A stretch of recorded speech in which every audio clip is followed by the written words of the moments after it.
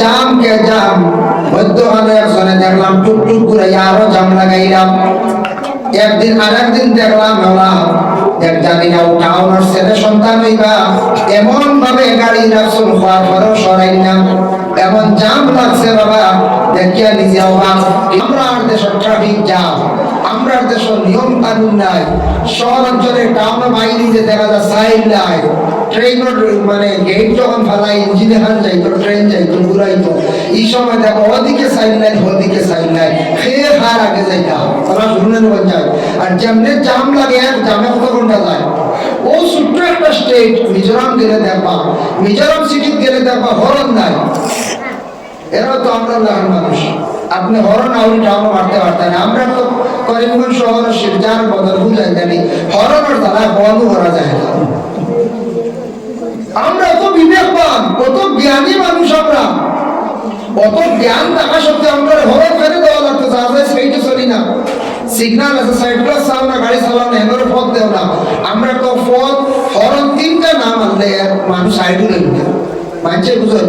গাড়ি আলে এমন মারটা না মানলে তো জেলও যাইবা। আর পয়সা হয় গো ভাই তোরা লাগাই দিলে তো আল্লাহ দিছে,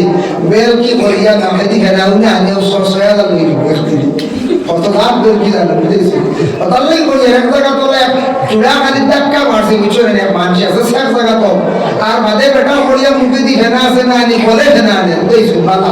6,000 টাকা দিয়ে ছুটাইছুন, বিকালে বেটা বাইর করে বাদে বিকালে বাইর করে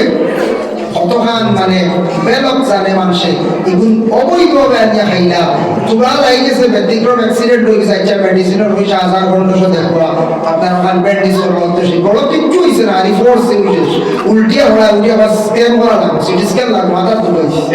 বুঝতে সুযোগে সিটি স্ক্যান জীবনে ঘটবে না, দেখলো না ও সুযোগে সিটি স্ক্যান লাগবে, সিটি স্ক্যান লাগবে, এক্সরে লাগবে, কত দূরে বাড়ি মারছে এই বাজু নাই। বিকালে মানছে তখন 6,000 লইয়া আর বেদান বেড়ে বাজার খালি বলি কি ও সিটি স্ক্যান আর কি ওর আপনার সোনোগ্রাফি খানো গিয়া বলতেছে। আমরা ইমান হানো, ইমান হানো আমরা। ও যদি বন্দার ভিতরে যদি ইমান মান থাকতো, সঠিক ইমান বন্দা হাইসিয়তে ইয়া দুঃখবাজি বললা না এর লাগে দুঃখ লাগে বাবা। আমরা রাস্তাঘাটে চলতে অনেক অসুবিধা হয়, অটো চালক যারা আছি, আমরা ছোট্ট গাড়ি যারা গাড়ি ড্রাইভার আছি, বিশেষ করে আমরা টুকটুক, আমরা বিশেষ করে আমরা যারা যারা চালাইয়া কিছু যেটা রাস্তাঘাটের নিয়ম কারণ আছে আমরা যদি মানিয়া চলে যাই তাহলে রাস্তার ট্রাফিক জ্যাম থাকি আমরা বাঁচিলাম। আমার খুব ভালো লাগছে, আমি মিজোরাম গিয়া দেখলাম হরন নাই, এক গাড়ির পিছনে আরেক গাড়ি আউরি ওভারটেক করতে পারতেন আপনার দর পাকড় করাইব ভাই ওরা গাড়িটা শুনেন মিজোরাম কি সুন্দর টামার ভিতরে ফেরো যাইবার লাইন নাই ও মিজোরাম।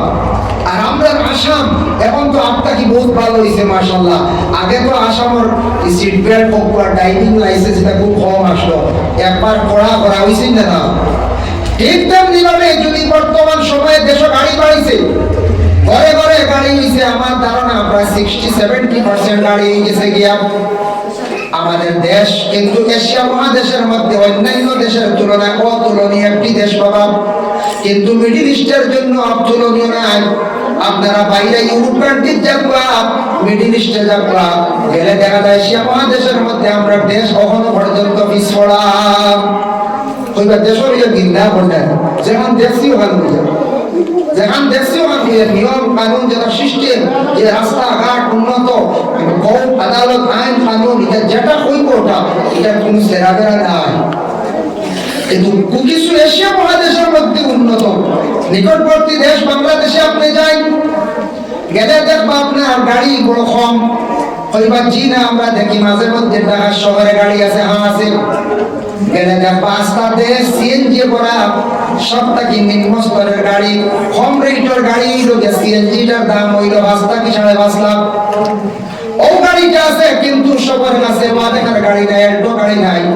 ডাস্টার গাড়ি নাই, সুইফট গাড়ি নাই, ক্রেটা গাড়ি নাই, সবে কিনতে পারে না। একটা গাড়ির মূল্য হইল 30 থেকে 40 লক্ষ টাকা। সাধারণ ওয়াগনার গাড়ি যেমন এখানে বাংলাদেশে শুনছি 22 লক্ষ টাকা। কারণ সেই দেশে ফাইন্যান্স নাই, দেশে গাড়ি বনে না, ভালো ইঞ্জিনিয়ার নাই, ভালো বৈজ্ঞানিক ট্রাফিক নাই, এর কারণে দেশে একমাত্র একটা মোটর রিক্সা বানানি, আর তারার দেশ বাংলাদেশে একটা মোটর রিক্সা বনছে শুনছি এইভাবে, আর বনছে নৌকার একটা মোটর বনছে, আর জাহাজের মেকানিক যেগুলো বাইরের থেকে আনা হয়, গাড়ি ইন্ডিয়ার থেকে কিনে নেওয়া হয়, বাজাজে গাড়ি দিছে, হুন্ডাইয়ে কিছু গাড়ি দিছে, বাইরে আপনার জাপানে গাড়ি দিছে, কয়েকটা গাড়ি সীমিত। কিন্তু আমরা সেই ভারতবর্ষে গাড়ির সরকারে এমন ফ্যাসিলিটি দিছে, আপনি 50,000 টাকা জমা দিবে গাড়ি গাড়ি দিবে, ভাই ভাই না গ্যারেন্টারও লাগেন না, কত সুবিধা দিছে, এত ফায়দা হয়েছে। কিন্তু গাড়ি বাড়িছে, কিন্তু গাড়িটার নিয়ম শৃঙ্খলায় যদি আমরা চালাই হচ্ছেন গাড়ি রাস্তা জাম হইব না, জি না। কিন্তু নিয়ম কানুনটা আমরা মানি না, গতিকে বড় কষ্ট পাই। টাউন অঞ্চলে গাড়ি রাখার জায়গা নাই, গাড়ি যদি রাখি বা যাওয়া আরম্ভ করি খালি জাম আর জাম, খালি জাম আর জাম। আমরা আল্লাহ বান্দাগণ, এর জন্য খতার প্রসঙ্গে আমি আপনাদের সম্মুখে বিশেষ করে আনলাম, আলোচনা গেলাম আপনাদের বাড়ির সম্মুখে গেট দাঁড়িয়েছে। আরব দেশে অনেক সময় ছিল বাবা, সে আরব দেশের মধ্যে মানুষ মানুষের ঘরের মধ্যে যাইতো গিয়া কোনো ইজাজত লাগতো না, বিনা ইজাজতে মানুষ ঘরে ঢুকে যাইত। তখন কুরআনের আয়াত নাযিল হয়ে গেল, ইয়া আইয়ুহাল্লাযীনা আমানু লা তাদখুলু বুয়ুতান গায়রা বুয়ুতিকুম হাত্তা তাস্তানিসু ওয়া তুসাল্লিমু আলা আহলিহা। আল্লাহ কইলা, ওই বান্দারগণ,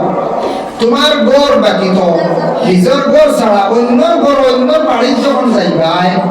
যাওয়ার সময় ইজাজত পাইলে ঘর ঢুকিও, ইজাজত পাও না ঘুরিয়া আইও, বিনা ইজাজতে খেয়লর ঘর যাওয়া যায় না। কোরআনের হুকুম, কোরআনে বল বিনা ইজাজতে খেয়লর ঘর যাওয়া যায় না। আপনি বাড়ির সামনে গিয়ে ইজাজত চাইতাম, ইজাজত তখন কি চাওয়া? ও আয়াত কইছে তুসাল্লিমু আলা আহলিহা, ও বাড়িতে গিয়ে পয়লা সালাম দেও। আমরা লোক গলা খাই না, খাই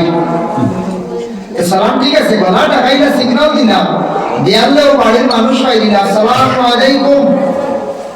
তাই না? আলেম কইবা দেয়ালে এই উপাা করো, হে আপনি হে,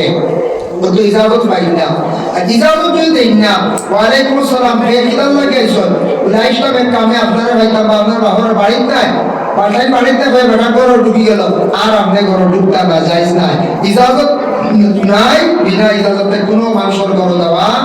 জায়েজ না। আমরা কোরআনে না করছে বিনা ইজাজতে প্রবেশ করতাম না। এখন দেখেন, বিশেষ করে আল্লাহর বান্দাগণ, নবীজি সাল্লাল্লাহু আলাইহি ওয়াসাল্লামের কাছে একদিন সাহাবায়ে কেরামরা প্রশ্ন করেন, ইয়া রাসূলুল্লাহ, ইয়া হাবিবাল্লাহ, আমরা ইসলাম ধর্মের মানুষ, ইসলাম কবুল করছি, কিছু সংখ্যক মানুষ যারা ইসলাম কবুল করছে না, ইয়া রাসূলুল্লাহ, অন্য ধর্মের মানুষ একগুলো আছেন, তারা ধর্ম কি জানে না, এরা বিভিন্ন ধরনের তারা মূর্তি পূজা করেন, ইয়া রাসূলুল্লাহ, এরা খারাপ। নবীজি ফরমাইছেন, এরা হইলা গিয়া মানুষ, এরা অন্য ধর্ম গ্রহণ করছেন, ইয়া রাসূলুল্লাহ, ওদের সঙ্গে কি আমরা চলতাম পারি? নবীজি ফরমাইছেন, বলে হ্যাঁ, সে একজন মানুষ, যদি অন্য ধর্মের মানুষ, তার সঙ্গে তুমি কি করতে বলে চলতে পারো, কোনো বাধা নাই। ইয়া রাসূলুল্লাহ, তার বাড়িতে যাইতাম পারিনি, বলে হ্যাঁ, প্রয়োজনে তুমি যাও। যদি তোমার প্রতিবেশী একজন হিন্দু মানুষ, খ্রিস্টান মানুষ ব্যবহার করছে, তার বাড়িতে তুমি যাইতে পারো, তারে তুমি দেখা যাও। প্রতিবেশী একজন হিন্দু মানুষ, তার বাড়ির মধ্যে আগুন লাগে গেছে, মুসলমান, তুমি জলদি করি তার বাড়ির মধ্যে তুমি যাও। আপনার নবীজি বলছেন, আজকে আপনার প্রতিবেশী এলাকার হিন্দু মানুষ আসুন কিনা, আসুন, আগুন লাগে যাইতে না বলছেন, ওইটা নিবিলে না, জলব জলব,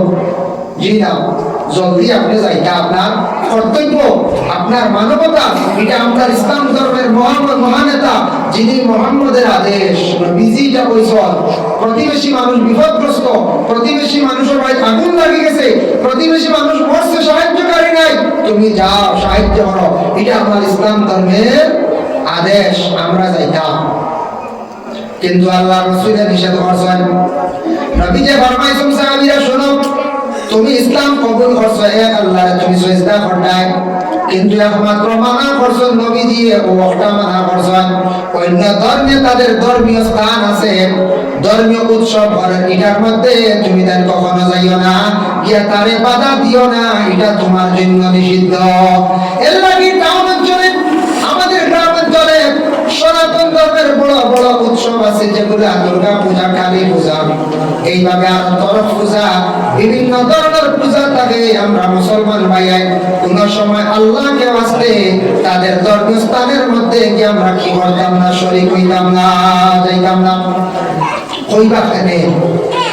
যাওয়ার দেখতাম না, কিন্তু যাওয়ার সময়ও আছে, যাইতাম না, সময় আছে। দেখেন আমি আমার ধর্ম আমি পালন করিয়া আমার ধর্মীয় স্থান ধর্মীয় উৎসবের মধ্যে আমি থাকতাম, সে তাদের ধর্মীয় স্থান ধর্মীয় উৎসবের মধ্যে থাকুক বা যার যারি ধর্ম যার যারি পালন করুক বা কোনো বাধা নাই। আমি যাইতাম না, ডিস্টার্ব করতাম না। কোন সময় যাইতাম বাড়ি যদি অন্য কোনো ধর্মের বাইরে আমার যদি নিমন্ত্রণ যদি করে, আমার যদি নিমন্ত্রণ করলো, আমি পলিটিক্যাল লাইনে বা রাজনীতিবিদ লাইনে কিংবা তো আমি একজন শিক্ষিত মানুষ হিসাবে আমার সে নিমন্ত্রণ করছে, আমি যাইতাম পারি। তবে আমি পূজার মণ্ডপে কি আমি পূজা করতাম না, আমরা মূর্তি পূজা করি না, আমরা লাগি নিষিদ্ধ এটা আমরা করতাম না। তবে আপনি উৎসবের মধ্যে অংশগ্রহণ করতাম। আর আমরা মুসলমান অনেক সময় বড় বড় নেতা হলকে আমন্ত্রণ করে নিমন্ত্রণ করেন না, তখন ওরা কি করেন আমাদের ইসলামিক ধর্মীয় প্রতিষ্ঠান ধর্মীয় উৎসবের মধ্যে অংশগ্রহণ করেন, নিমন্ত্রণ করবে আসতা, আমরা নিমন্ত্রণ পাইলে যাইতাম। এমনি কি বিভিন্ন উৎসবের মধ্যে যে আপনারা আমার কষ্ট দিতাম না, অসুবিধা ঘটাইতাম না। আরব রাষ্ট্র বড় ভয়ানক অবস্থা। এর লাগি দয়া করি আল্লাহ কে ওয়াস্তে নবীজি সাল্লাল্লাহু আলাইহি ওয়াসাল্লাম ফরমায়, নবীজি একদিন সাহাবীর বাড়ির মধ্যে গেছলা, যার নাম হইল কে বলে সাদ ইবনে উবাদা। সাদ ইবনে উবাদার বাড়ির মধ্যে গেছলা আল্লাহর রাসূল। যাওয়ার পরে সালাম দিলাম, আসসালামু আলাইকুম, আসসালামু আলাইকুম। সাদ ইবনে উবাদার করতে কোনো আওয়াজ আইছে না। আমার মা যেটা শুনতে যাবে আইতা দাও, সাদ ইবনে উবাদা করতে কোনো আওয়াজ আইছে না। নবীজি তো ওকে ঘুরিয়ে যাইতা কে সালাম আলাইকুম পাইছে না। নবীজি ঘুরিয়ে যাইতা গিয়া ওই সময় সাদ ইবনে উবাদা করতে কি বাইরে এখন, ইয়া রাসূলুল্লাহ আপনি আমার ঘরের মধ্যে তো সীমা নয়, আপনি আমার বাড়িতে আসিয়া সালাম দিছেন, সালাম আমি শুনছি, আস্তে আস্তে জবাব দিছি। আব্দুল কাস নামক একজন সাহাবী আসলে তাই কইরা, ও ভাই সাদ রে, তুমি নবীজির সালামের জবাব তুমি এখানে দিলাই না। বলে আমি দিছি আসতে, তুমি তা বুঝতে না পারে। আমি কইয়া আমরার নবী যখন ঘরে তশরিফ নিলা, সাদ ইবনে উবাদা সামনে মেহমানদারি হল্লা কিসমিস কিসমিস একটা বল না বলছা, কিসমিস দিছেন নবীজিরে। নবীজি কিসমিস পাইছেন। আমরা দেশ বিভিন্ন ধরনের মেহমানদারি আছে, মেহমান নওয়াজি আছে, মেহমানদারি আছে। আল্লাহর বান্দাগণ যেহকা দয়া করি আল্লাহ কে ওয়াস্তে দুনিয়া জমিনের মধ্যে মেহমানদারি যেটা করা এটা হইল নবীর সুন্নাত। নবীজির কাছে একদিন এক ব্যক্তি আসিয়া প্রশ্ন করল, ইয়া রাসূলুল্লাহ আমি জানতে চাই আইয়ুল ইসলামি খায়রুন, ইসলামের মধ্যে সবচেয়ে ভালো কোন জিনিস?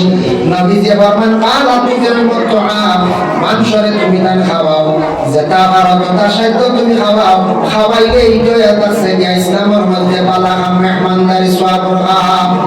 নবীজি ফরমান, মেহমানদারি কইতে খালি মাছ দিয়ে ঘুষ দিয়া ভাত খাওয়ানি নাই বাবা, বড় কিছু খাবানি নাই। অসিয়তান দাদা কেউ যদি ভাতিও খাবায়, শরবত যদিও খাবায়, কোন ফ্রুট যদিও খাবায়, যে কোন জিনিস খাবাইলে এটা নবীর মেহমানদারি আদায় হয়ে যায়। ওখানে সুবহানাল্লাহ। লাগে আমরা দেশ কিনা গেলেও সাদে কমপ্লেক্স কস্তুপ চাউমিন সেমাই মেহেদি কথা আছে না,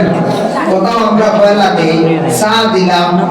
গুণগানো আছে দুধ চা, গুণগানো আছে লাল চা। লাল চার আরেক নাম দিয়েছেন মাঝে সুলাইমানি চা, আরেক গুলো দিয়েছেন হকিরি চা। কত ধরনের চা নাম আছে। এর লাগে ও যে কোনো চা দিলাম, তবে লাল চা খাওয়াটা উপকার, ফায়দা বেশি। প্রায় ডাক্তাররা বলে দেখবা লাল চা খায়, কিন্তু তাই উপদেশ দেন না, বাবা তুমি লাল চা খাই বিজ্ঞান বই বুঝেছি খুব কম হয়, খুব কম হয়। হইতে একটা লাল চা খাই গিয়ে হইতে একটা প্রেসক্রিপশনে মেডিসিন লেখিয়া তুমি আর কোনোদিন তোমার গ্যাস কম করে তুমি আমুলের চা ওটা ছাড়ি দাও এভরিডে হোক আর আমুল হোক আর আমুল তাজা হোক দুধ চা টুটেল না তোমার গ্যাস কম করে তুমি হোক লাল চা খাওয়া শুরু করো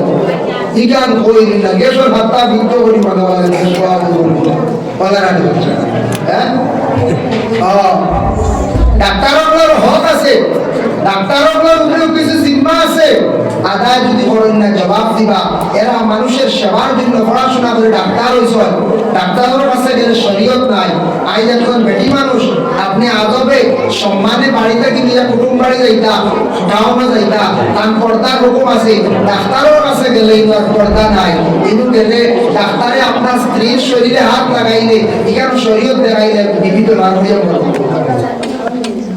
তবে শরীয়ত নাই না তবে নিজের চোখে পর্দা আছে তাই মহিলাগুলোর লাগি ব্যবহারটুকু বালা রাখতা ট্রিটমেন্ট যে করবা তার হক আদায় করতা মানুষের বালা নসিহত ভালো উপদেশ দিতা ডাক্তার হলে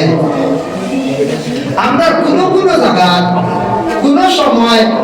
দুঃখ লাগে গিয়া কিছু কিছু কোন জায়গা কিছু ডাক্তার হলোর বেড়াচেরা দেখিয়া ওইবা কিরা নিয়ম হয়েছে মানুষ অসহায় বেমারি মানুষের কষ্ট পাইয়া এই মানুষ গেছে শান্তি পাইবার জন্য ডাক্তার আছে ডাক্তারে ট্রিটমেন্ট করবা আমি ভালো হয়ে যাইব ডাক্তারে কি করছ ট্রিটমেন্ট মোটামুটি করছ মেডিসিন লেখিয়া দিছ বিভিন্ন টেস্ট দিছ টেস্ট গুলাও আসার পরে রিপোর্ট গুলা আসার পরে ডাক্তারে যখন মেডিসিন দিবা মানুষের কিছু ভালো সান্ত্বনা দিতা উপদেশ দিয়া দিতা এইভাবে চলিও সেইভাবে চলিও আর তোমার রোগ হইছে ওটা এটার লাগি কোন জিনিসটা খাওয়া নিষিদ্ধ কিছু কিছু ডাক্তাররা কোনো সময় হইয়া দেয় আর কিছু ডাক্তার বলে রিপোর্ট চাইয়া কিন্তু কন্যা দেখবার বিদায় দিলাই বাচ্চা না রে এই মাঝে মাঝে ঘুমটা খালি মাতিতে বাচ্চা শুনতে দেবো বুলা লাগবে বাড়ি এর লাগে ডাক্তার যারা আসন কিছু কিছু ডাক্তার কিছু সংখ্যক ডাক্তার যেমন জানি টেস্ট দিবা 4-5টা লেখিয়া রিপোর্ট আওয়ার পরে রিপোর্টটা বলা করে চাই না দুঃখ লাগে হইবা না না আমার যেটা জ্ঞান আছে আমরা যেমনে দেখো 0 to 5 0 to 2 তো ইয়া ফাইলিছি সাইজ ঠিক আছে এর মানে সাইয়া রোগীর হোক আপনার ওই ইউকেসিটিস আপনার সুগার অতটুকু আপনার রোগটা ওটা সুন্দর করে হইয়া আপনার লাগি ও জিনিসটা ক্ষতিকার বুঝাইয়ার বা বেটারে শান্তিতে বিদায় করে দেও না ইলা ডাক্তার এখন যাও মেডিসিন খাইয়া বেশ মারতে দাও তুমি ডাক্তার না ডাক্তার ইলা কোন দিবা দুঃখ লাগে মাঝে 500 টাকা ভিজিট দে 400 টাকা ভিজিট দে আর কিছু জায়গা দেখলাম বড় দুঃখ লাগে দুঃখ প্রকাশ আমি করি আর দেখবা আপনার যেদিন প্রথম দিন 500 টাকা আপনি দিছো সাবমিট করছো হইছ এদিন ডাক্তারে বলবা সিরিয়ালও যেই নাছো আমরা এখন তখন না নিবা এই বাক্কা সম্মান করে নেওয়ার দরকার কারণ আজকে মাল আছে 500 আর যেদিন রিপোর্ট কি আইবে দিন ধন্যবাদ দেরি আছে ও ভাই দাও দেরি আছে মাই গো আই রিপোর্ট নিয়ে গেলে এরাও করি না টাইম ও তো মেইন দিবা এটা দেন 3700 টাকা খরচ করি টেস্ট করি আইছে আই এখন দেখাই তো এটা রুকু আর তো বুঝতো একদিন দে ভাই আল্লাহ এর একদিন এর ডাক্তারে কি তা কথা জানো এন্ডোস্কোপি রিপোর্ট পড়িয়া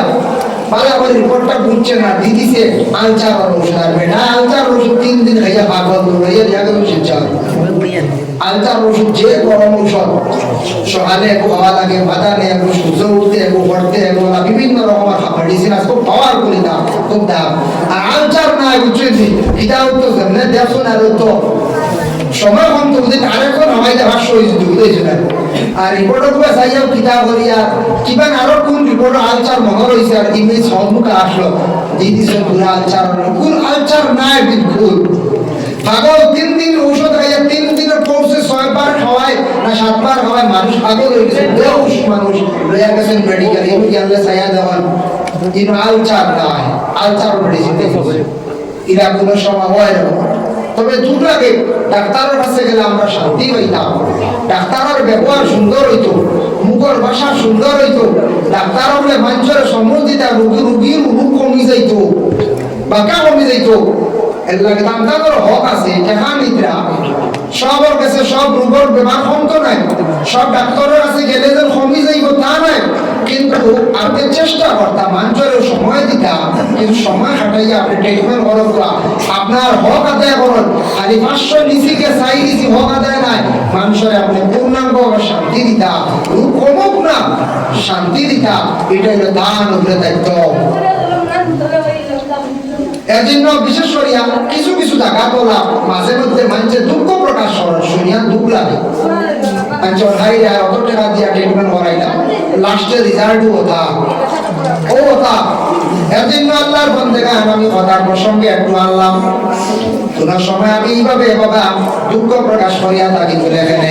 মাঝে মধ্যে দেখার পরে অনেক দুঃখ লাগে, হাজার হাজার টাকা খরচ হয়, কিন্তু মানুষের ট্রিটমেন্টটা পুরাপুরি ওর নাম, ট্রিটমেন্টটা পুরাপুরি ওর নাম। আরেকটা জিনিস হইল করিমগঞ্জে হাজার টাকার টেস্ট করলাম, শিলচার গেলে ডাক্তার করে উঠিয়া কইবা এটা না এটা বেকার হলো নয়া কবে আরেকটা তুই করিমগঞ্জের মেশিন গুণা উড়িব। হ্যাঁ কি আর একটা বিশাল এটা একটা ব্যবসা শুরু হয়েছে নাকি করিমগঞ্জের ইনুর আপনার সোনোগ্রাফি ইনুর ব্লাড টেস্ট ইগুন এখন আর নাই, ইগুন না নয়া ভাবে এটা বুঝা করিমগঞ্জের মেশিন ইগু মনে হয় কিছু গারুড়া বলে কম দামি বলার আগে ইগুন মনে হয় স্ক্যান ঠিক নাই, টেস্ট ঠিক নাই, এগুলো মনে ডাক্তারও ঠিক নাই। এরা যখন কইতা খোয়ার পরে এরা নিয়ম হইছে, নিয়ম হইল এরা কইতা দেখেনে আপনারা এগুলো গ্রহণ করেন না করেন মুঝের টেস্ট আইয়া কইতা না করেন জমলে আপনারা এগুলো টেস্ট করে কিনা করতাম, এগুলো শিলচার গেলে এলাও করেন না, আপনারা মেশিনটা বন্ধ করেন। তখন কিছু একটা শিকার লাগলো মনে হচ্ছে প্রায় ডাক্তার শিলচার গেলে শিলচারও দেখবি গুয়াহাটি গেলে হয় না, না না স্টার্টিং করে দেন আমি দিয়া রুম করিয়া 7টা পরের দিন 7টা করে বিকালে গিয়ে আসিলা টেস্ট হইল কি 7,000 টাকা মানুষ আইতো গো। তখন আমি বলি একটা মারাত্মক কিছু ডাক্তারের ডাল লইবা আমি না লইতে পারি গরিব হয়েছে যে আল্লাহ খালি খালি জিরা ভাববার আল্লাহরে হোকার নকল নামাজ পড়া বুঝেছি। ও আমার একটা প্রবলেম হইল মারাত্মক আলামতে বলেছেন ইস এটা আপনার গ্যাস্ট্রোলজি ডাক্তার দেখেন আলচার হয়ে আছে, আলচার হয়ে আছে। আল্লাহকে বসতে আমি তো দয়া করি আল্লাহর কি আল্লাহর মতো তওয়াক্কুল করিয়া খালি জিরা কিতাবে লেখা আছে হাব্বাতুস সাউদা শিফাউম মিন কুল্লি দাইন, খালি জিরা ওই হাদিস শরীফে আছে সব বেমারের শিফা একমাত্র ইল্লা সাম মউত বাদে সারা বেমার কমে হাদিস হইছে। আমি সকালে একবার বিকালে একবার খালি জিরা খাইছি। আর আপনার লিভার চর্বি হয়েছিল আর পেটি লিভার হয়েছিল গ্রেড 1 হয়েছিল, ও গ্রেড 1 ডে আমি কমাই দিয়েছি আপনার কিছু তেঁতুল খাইয়া বিভিন্ন প্র্যাকটিস করিয়া কিছু হাঁটিয়া তেঁতুল খাইয়া লেবুর রস খাইয়া আপনার তোর দয়া পালা এখন পুরা পালা যদি এটা কত লাগলো রেন্ডোস্কোপি সোনোগ্রাফি কত দেয় টেকাও গেল না, রেন্ডোস্কোপি যাই না একবার করছেন আমি করছি বাবু যাইয়া হাসর বুঝলি এন্ডোস্কোপি যাই বড় একবার এই বাদে আর যাই না আমি একবার করিয়া বুঝবাইছি হাসর বুঝতেছি আর আল্লাহর কাছে পানা চাইছি আল্লাহ ঠিক আছে সমস্যা বুঝবাইয়া আসলে এটাও লিভার চর্বি গেছিল গিয়া পরবর্তীতে কমে গেছে গিয়া ও সোনোগ্রাফির দ্বারা পড়ে গেছে একটা আগে পড়ছে আর এমন এক ডাক্তার না সোনোগ্রাফি কিচ্ছু না আপনার এন্ডোস্কোপি করতেও কিন্তু দুলিয়া আইয়া মানে সাধারণ ডাক্তার স্পয়লার দেখিলে সোনোগ্রাফি সোনোগ্রাফি দেখা গেছে চর্বি তো চর্বি সামান্য মেডিসিন খাইছি প্র্যাকটিস করতে শেষ আমরা নয় এখন বুঝি রয়েছি আপনি কোনটা সোনা লাগে যে আর বাড়ি দি উপায় নাই বাদে এন্ডোস্কোপি ফাইবার আইন করে মেডিসিন ডাক্তার আমার ভাই ঢুকাই তুলা বলেন।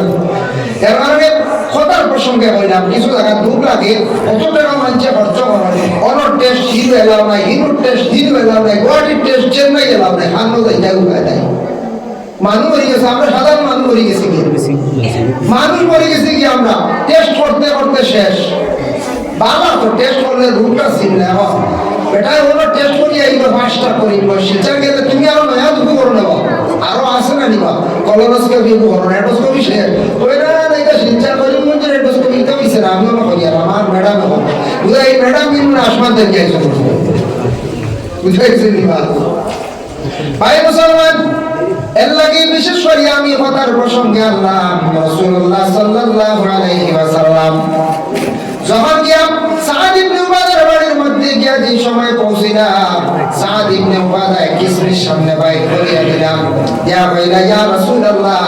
আপনি খাবো আমার বাড়ির মধ্যে আমি আপনার সালাম শুনছি কিন্তু আমি আস্তে আস্তে আপনার সালামের জবাব দিছি শুনছি আমি আস্তে আস্তে সালামের জবাবটা দিছি তখন নবীজি কইলা আচ্ছা কিতার লাগিরে বা সাদ ইবনে উবাদা কইলা ইয়া রাসূলুল্লাহ আপনি আমার বাড়ি দুইবার সালাম দিছেন আমি মনে করছি আমার বাড়ি দুইটা রহমত নাযিল হইছে আরেকবার সালাম দিলে আমার বাড়ি আরেকটা রহমত নাযিল হইল সুবহানাল্লাহ তখন নবীজি লগে লগে সাদ ইবনে উবাদার ঘর হাত উঠিয়ে দোয়া করলেন কইলা আল্লাহ আমার সাদ ইবনে উবাদার ঘরের মধ্যে রহমত নাযিল করো বরকত নাযিল করো মেহমান হলে দোয়া দিলে মানুষের ঘরের মধ্যে আল্লাহ রহমত বরকত নাযিল করায় মানুষের প্রতি মেহমানদারি বললে রিজিকের মধ্যে আল্লাহ বরকত দেয় এর লাগি যথাসাধ্য যা পারি যে কোনো মেহমান হইতে খালি মেসাব নাই খালি আলিম সাব নাই ফকির আপকা মিসকিন আপকা প্রতিবেশীর মানুষ আপকা যে কোনো মানুষের হক হোক বেশ হোক এটা মেহমানদারি নিয়ত করিয়া নবীর সুন্নত দিল আনি আপনি খাওয়াইবা খাওয়াইলে হন্ত নাই আল্লাহ রিজিকের মধ্যে আর বরকত দিবা অবশ্যই আপনার টাউন অঞ্চলের মধ্যে বেশিরভাগ মেহমানদারি করার বিভিন্ন প্রকারের জিনিস হয় তবে আমি কইয়ার নবীজির মেহমানদারির প্রতি একটু আমরা খেয়াল করতাম আল্লাহর বন্দেগান কোনো বাসার কোনো বাড়ির যদি কোনো মানুষ যদি যায় গিয়া যদি কিচ্ছু হয় না ঘুরিয়া আয় আসার পরে কইব এই বাড়ির মানুষ বড় কঠিন গেলে কিচ্ছু বার হয় না কইব না হবে যা বাড়িতে যদি বইতে বইতে চাও নাই ভাও নাই আইয়া কইব ভাই বাড়ি আর যাইও না চাও নাই ভাও নাই বাড়ির বেটি মানুষ মনে কিছু আলিয়া বলা বেটাই তো কিচ্ছু করি না হ্যাঁ এর লাগিয়া মানুষে কইবা কোনোদিন বিয়ার মাতাইলো বাড়ি কইবা যে হেসি বড় ঠিক আছে বাড়ির মানুষ বড় কঠিন ছিড়া মানুষ কইবাই না বুঝে কইবা এর লাগে আল্লাহর বন্দেগান দয়া করিয়া আমাদের উপর কিছু হক আছে প্রতিবেশীর হক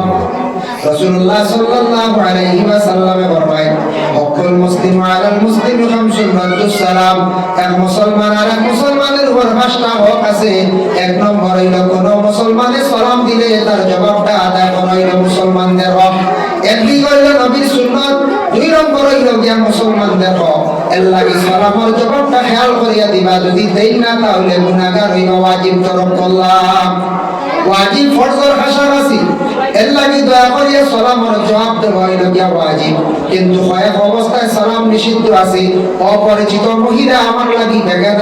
বেগানা মহিলার আপনি সালাম দিতা না এবং বেগানা মহিলা কোন পুরুষের কি করতা না অপরিচিত হিসাবে সালাম দিতা না বস্ত্র পায়খানার হাতত সালাম দিতা না যদি গিয়া দেখো কয়েকজনে খেলাধুলা করতা খেলায় মগ্ন তাদের এমন অবস্থায় সালাম দিতা না কোন মানুষের সত্রে আরো যদি খোলা থাকে এই মানুষে বিলকুল পর্দা করছে না ফরজটাকে রাখছে না এই অবস্থায় তারে আপনি সালাম দিতা না গুমার মানুষের আপনি সালাম দিতা না বলে পয়সা গুমো যাই গিয়া সালামে কো দিয়া যায় গুমা মানুষের সালাম দেওয়া আপনার জন্য বাবা বিশেষ করিয়া নিষেধ লাগে দয়া করি আমরা কোন অবস্থা এই হালতে কোন সময় আমরা সালাম গুলা দিতাম না দুই নম্বর হইল যে ওয়াইয়াদাতুল মরিজ বেমারি দেখা যেটা নবী যে ফরমাইছেন বেমারি দেখা এটা নবীর সুন্নাত প্রতিবেশী মানুষ বেমার পড়ছে আপনার আত্মীয়স্বজন কেউ বেমার পড়ছে বেমারি দেখা যাইতা সওয়াবের উদ্দেশ্যে আমার নবী যে এইভাবে দেখা যাইতা ও নিয়তে আপনার আমার বেমারি দেখা যাইতা প্রতিবেশী মানুষ বেমার পড়ছে তার খোঁজ খবর লইতাম এটা আমদার উপরে হোক তার জন্য বিশেষ করিয়া নবী যে ফরমাইছেন বেমারি দেখিয়া একটা দোয়া আছে যদি বারো পড়ি লইও বুখারী শরীফের একটা হাদিস আনছেন এই হাদিসের মধ্যে সেই দোয়াটা আনছেন আলহামদুলিল্লাহিল্লাযী আফানি মিম্মা তালাকা বিহি ওয়া ফাদদালানি আলা কাসীরিম মিম্মান খালাকা তাফদীলা আল্লাহর রাসূল ফরমায় এই দোয়াটা যদি বেমারি দেখিয়া পড়ো পড়লে কিনা ফায়দা দেববা বেমারি দেখিয়া যখন পড়ি লইবা যে ধরনের বেমার দেখছনি বেমার আপনার শরীর আল্লাহ আর কোনোদিন দিত না ও সুবহানাল্লাহ আল্লাহ কি বেমারি দেখিয়া আইয়া কাছে কেউ দোয়াটা পড়তাম বেমারির শান্তি দিতাম বেমারির সমুজ দিতাম বেমারির লাগি দোয়া করতাম হইতাম আল্লাহ বেমার দিছল শিফাও আল্লাহ দিছল বেমারের প্রতি আপনি ডরাইও না এটা আল্লাহর দান কোরআন বোঝায়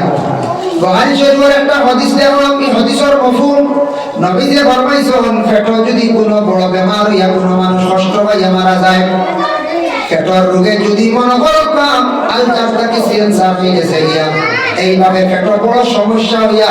বড় কষ্ট হইয়া মানুষটা মারা গেছে না খাইয়া আমার জমিন থাকি পিতা হয়ে গেছে পেটের রোগ হইয়া কষ্ট হইয়া কোনো মানুষ মরি গেলে তারে কিয়ামতের দিন আল্লাহ শহীদি দরজা দান করবা ইকান শুনিয়া যদি কোনো মানুষে হয় এ বানাই লাইতাম বেশরিয়া মুলো চা খাওয়া আরম্ভ করে দি কই বলেন বলছেন বলে বানাই দেন বলে বানাই দেন বলে না যদি বলতে তো বেশরি আমলের সাহায্যে মাশাআল্লাহ এটা বেশ দেরি হইতো না কয়েক বছর খাইলে লাগাতার 2-3 বছর বাদে দেখা আইছি ধরে লেগেছি আপনার এক ঘটনা হয় ত্রিপুরা রাজ্য থেকে আমরা একদিন ওয়াজ থেকে আইলে মাঝে মধ্যে যেদিন বেশি ঠান্ডা লাগে বা আমরা অতিথি হল 2 রকম ফোনে যোগাযোগ আসতে হইলে এখন রাতাবাড়ি দিন বার হইলে এখন ত্রিপুরা থেকে তেসারা কিন্তু মূল্য চা হয়ে যাবে বলে আমরা তো মাঝে মধ্যে সব দিন না যেদিন লোক হই না সেরাগি যাচ্ছে একটা হোটেল আমরা হইলে লাল চা বানিয়ে দিই কিন্তু সব সাদা হতা দলা চা হতা এদিন দেখি খুব ভিড় বাঁকা মানুষ এতে রাইতে 12টা হয়ে গেছে ভিড় ঠান্ডার সময় 2 বছর আগের কথা হয় 2 বা 3 বছর হয়েছে ভুলে গেছে গিয়া দেখি এক সকিন মানুষে বলে সাইডে বেরিয়া মানছে দিয়া বইছ আর মানুষকে খালি কুকার আর তার খালি ফেটো পানি দিতে বাচ্চা ফেটো আর মাঝে পানি ডালি দাঁড়া দিতে আমার মনে হয় তুমি মাঝে খালি দাঁড়া দিন মাথা পেটও তো দাঁড়া দেখছি না পেটও দাঁড়া দিন বাচ্চা ডাক্তারেও সব বেশি গিয়ে মাথার দাঁড়া দিয়ে দাঁড় দিয়ে বলে কোথায় পাবে আমার কি থাকি তো হয়েছে বলে গিয়ে বিষকাপ সাগাই দিচ্ছে বুঝাইছে এটা বসায় লাইট উঠে বিষকাপ সাগাই বছর মাঝে কোনো মানুষ কি পারবে বিষকাপ কিতাব লাগে আইলো বলে বাকি ধরছে কিন্তু মাতে মাতে একটা কইল তুমি বিষকাপ সাগ হাসতে করে ভাষ্য দিতে ভাষ্য লাগি মরি যায় বিষকাপ সাগ অত যে আকল আমরা মাঝে আকল না বেআকল বাচ্চায় বেআকল বাহ্যি তো আমরা লাগে যাইস না এইভাবে বাহ্যি দরটা না যাইস না ওই তো বিষকাপ চা দেখছে খাই নাই কুচিয়ালা খাই দিয়া কেনা ওরা ভাষ্য হয়ে বুঝেন না পরিণতিটা কি তুই করে কি খবর নাই বিষকাপ টানোর টান মারছে আছে মানে গলা শুরু হয়েছে 28-20 শুরু হয়েছে গেল রাস্তা ফেটে সিট হয়ে গেছে নাকি উপরেতি মারা শুরু হয়েছে 28-20 শুরু হয়েছে অক্সিজেনের অভাবে দেখা দিয়েছে বেউসর পুরুষর আনে আর ফেটো গলা শুরু হয়েছে একবারে পানি দিন রাখতে ফেটো উঠানো ঠিক আছে লাইন উঠে বিষকাপ চা খাই যাচ্ছে এটা দুইটা পেয়ে ওটা ঠিক করতে হবে ও আমরা মানুষ ওলা আসল এর লাগে আউরি বাহ্যি ধরে না জানি তাই বাহ্যি আপনার লাগে যাইস না বুঝেছেন বলে খাইনি মন হলার ঠান্ডা হওয়া খাও না বাদে বুঝতে এটা আন্দাজিটা বাহ্যি ধরা ঠিক না যাইতো তো না কিছু না বসে এক সময় আহলে আরবের মধ্যে আসলো বিভিন্ন খেলা আসলো বিভিন্ন জিনিস তৈরি খেলাই যাইতা সেই সময় সেই যুগে আসলো এখন ওইটা আছে আমাদের দেশে ভাই মুসলমান এর লাগে বিশেষ করিয়া দেহগত বেমারি দেখার যাবা আমরা মুসলমানদের উপরে হক 3 নম্বর নবী যে ফরমান ওয়াইজা বাদির দাওয়া ওয়া ইত্তিবাউল জানাইজ জানাজার নামাজ যাবই লগে মুসলমানদের উপর হক যদিও জানাজার নামাজ ফরজে কিফায়া কিন্তু জানাজার নামাজের মধ্যে কি আমরা শরীক হইতাম জানাজার পুরা মাসলা জামিয়া রাখবো আমরা দেশের মধ্যে কিছু সংখ্যক মানুষের অজানা থাকি যা ভুল করিলাই হেওয়াসন রফে ইয়াদান করেন বারবার খালি হাত তুলেন জানাজার নামাজে একবার নিয়ত করিয়া তহলিমা ভাঙ্গি রাইছেন আর না কিন্তু জানাজার দেখা যায় বারবার তকবীর উঠাই না এক ভুল করেন 2 নম্বরে তাকসে গিয়া জানাজার নামাজ জুতা ভাওটা কি খুলার হুকুম খেনে আইলো জুতা তো ভার মধ্যে রাখি আপনার নামাজও পড়িতে পারবার হুকুম আছে তবে সব জুতা নাই আপনার জুতা যদি পরিষ্কার নতুন জুতা থাকে পরিষ্কার জুতা থাকে জুতা প্যান্ট যারা হইব আর আঙ্গুল যারা প্যান্ট হয় এরা যদি প্যান্টওয়ালা যদি নাইলনের জুতা থাকে বা লেদারের জুতা থাকে এই জুতার দ্বারা আপনি নামাজও পড়িতে পারবার প্যান্ট না হইলে এই জুতা দিয়ে আপনার নামাজ পড়ার হুকুম নাই যার কারণে বিশেষ করিয়া জুতা মসজিদের বারে আমরা তুইয়া যাই অন্য বারে তুইয়াইছি না তুইয়াইছি আল্লাহ হেফাজতে রাখো আটটা মাঝে মাঝে আগিয়ে আমরা জোড়াইলে হয় না ও সরফের ব্যাপার প্রায় বাজও শুনবা জুতা নাই জোড়া কোনো বাজও 2 জোড়া কোনো বাজার মসজিদে খরচ একটা সরম নাই মানছে আল্লাহ আল্লাহ নামাজও ইন্দা জুতা নেওয়া যায় মানুষ যে জীবনে জুতা নেওয়া তো দূরের কথা খেয়ার জুতা উড়িত না দাঁতও মারত না যার ভিতরে মানবতা থাকবো যে মানুষের ভিতরে আখলাক আদব আখলাক ভালো রাখো নবীজির জীবন আদর্শের প্রতি লক্ষ্য করে লাইছে তার চরিত্র ভালো বানাই লাইছে মানুষের জুতা আউরি উড়িত না লাত মারি বাদাইতো নাই আর যে প্রকৃত মানুষও নাই মানুষের ঘরের জন্ম হইল খালি মানুষ নাই বাবা প্রকৃত মানুষ হইতে লাগে সে এমন মানুষ হইতে পারছে না প্রকৃত মানুষ নাই তার ভিতরে বিলকুল মানবতা নাই বৈধ অবৈধ বিলকুল বুঝে না সেই মানুষে এটা চিন্তা করতো না যেমনে দেখবো সুন্দর রিল্যাক্সর জুতা বা ফ্লাইটর জুতা বা নেদারর জুতা আত্মাটার খেয়াল যাইব গিয়া জুতা আমারও জীবনে 2 জোড়া চুরি আমারও জীবনে 2 জোড়া গেছে আর এখন যায় না অবশ্য আর গেছে হচ্ছে না কৌশল কিনেছি কৌশল কিনে আসবেন 2 জোড়া চুরি হওয়ার পরে একদিন কইলাম এক মানুষের বাবা জুতা খান গেল গিয়া কারণ মসজিদটা গিয়া থেকে নিল কি জুতা হইরা তুমি জুতা তো আরো সুন্দর করে তল দিব তো আমার কি লাভ জুতা তুই তার ও সিঁড়িতে বানার হোক 3 মিটার সরাইয়া হে মিলাই তো পারতো না নিজেও পারতো না ঠিক আছে ও সিঁড়িতে বানার হোক ঘুরে সিঁড়িতে বানান দে অন্য এখন তুই 1 মিটার 1.5 মিটার সরাইয়া তুই দিবা না হে তার লাইনও আইতো না মিলানি চাইতো না এত নে খাও করো আপনার বুঝেছি সেই সুন্দর করে তুই না ও বাবা ঢুকে নিয়ে আর কি আজকাল তো বাবা আমার জুতা কি হয় তা বলিস তো বাসে যাই বাসি মানে বুঝা এর মানে জুতা কোন করে বেশি রে আমার ধারণা সর্বশেষে মসজিদ হয় হোল লাস্টে ঢুকো না ঢুকে দেখবা তাও হারাম কোন পাস হবে কোন জুড়া তাও আছে কোন খান ফার্মাফোর আছে কোন চিন্তা লাগাইবো লাগাইয়া দেখবা খালি সালাম ফিরাইবা দোয়া বা ফিরিছে পাটিয়া টাইটা দেখবা রেইসা গেছে গিয়া যাইতে সময় জুতা গেছে গিয়া আমার ধারণা হইয়া ওই লাগে এখন আমি কোনো সময় টাউন অঞ্চল কোনো জায়গা নামাজও গেলে জুতা আসাও আমিও না এখন রোড না ও তুমি সিদ্ধরে তৈয়ার মিলাইতে পারি না বাটে আমি সাইয়াবি নাই তো জুতা বাদ দিয়াও জনজা নামাজ হয় জনজা হইল যদি পাক জুতা থাকে এখন জুতা পাক সবার জুতা তো পাক নাই যে জুতা লইয়া আমরা টয়লেট হয়ে যাইয়া জুতা লইয়া সড়কে দিয়ে আটিয়া টাউনের ডেইলে দিয়ে আটিয়া এখানে পাক নাই হাওয়ার লগে লাগাইয়া জনজা খাড়া হইতা না খুলি লইতা সরাই দিতা প্রায় মাঝে জুতা কিনি না মায়ায় হয় জুতা তো এইগুলো মাটি পড়া করেছে কত কষ্ট করিয়া ওযু করলা জুতা খানাইতা খোলবা আপনার জুতা পবিত্র নয় যদি পাক থাকে নয়া জুতা থাকে জুতা করিয়া সরাই লাইতা জুতার উপরে খাড়া থাকতা না জুতার হুকুম হয়ে গেছে যে আল্লাহকে জুতা খুলি লাইতাম 3 নম্বর হইল জনজান নামাজের 7 তাকবীর হইল ওয়াজিব গিয়া দেখছেন 2 তাকবীর গেছে গিয়া 3 তাকবীর গেছে গিয়া একটা তাকবীর পাইছেন আপনি নিয়ত করিয়া জমাত খাড়া হইছেন ইমাম সাহেব সালাম যখন ফিরাই দেইবা সালাম ডানে বামে আপনি এই সময় ডানে বামে সালাম ফিরাইতা না আপনার 3 তাকবীর ছুটিছে 3টা তাকবীর আপনি এইভাবে আদায় করে লইতা ইমাম আপনার সাল্লিয়ালা বাড়ি খেলা মাকবুল পড়া লাগতো না আল্লাহু আকবার আল্লাহু আকবার আল্লাহু আকবার 3টা তাসবিহ আপনি আদা করিয়া মানে আস্তে আস্তে আদা করিয়া আপনি ডানে বামে সালাম ফিরে আপনার জানাজা শেষ করতা